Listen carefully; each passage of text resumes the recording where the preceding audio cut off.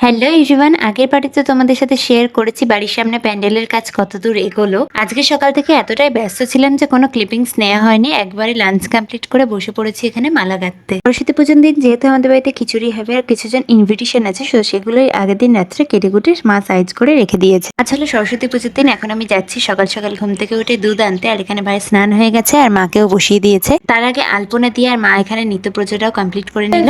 এটা হলো আমার সরস্বতী পুজোর লুক। কেমন লাগছে অবশ্যই কমেন্টে জানিও। তো আমি তো এখন অলমোস্ট রেডি হয়ে গেছি, এবার যাবো প্যান্ডেলের ওখানে, আর ব্রাহ্মণ তো আর কিছুক্ষণের মধ্যেই ঢুকবে। তো চলো যাওয়া যাক।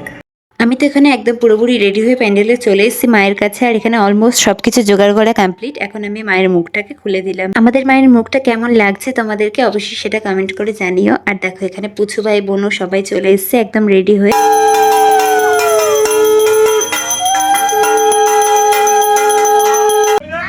বাগিনীর সাহা নম সরস্বত্যই নম। এবছর হচ্ছে আমার পুচু ভাই হাতে খড়ি দিল। ওর হাতে খড়ি কমপ্লিট হওয়ার পর আমরা অঞ্জলি দিয়ে নিয়েছিলাম। সবাই তো বই খাতা দিয়েছে, তো আমি এখানে স্পেশাল জিনিসটাকে দিয়ে দিয়েছি আমার ট্রাইপডটাকে। আমি পুজো করে নিলাম, আর তারপর এখানে আরতি হচ্ছিল, সবাই তাপ নিয়ে নিল। পুজো কমপ্লিট হওয়ার পর সবাই খেতে বসে গেছিল, আর তারপর আমি এখানে মাকে শান্তি করে দেখলাম আর প্রণাম করে নিলাম।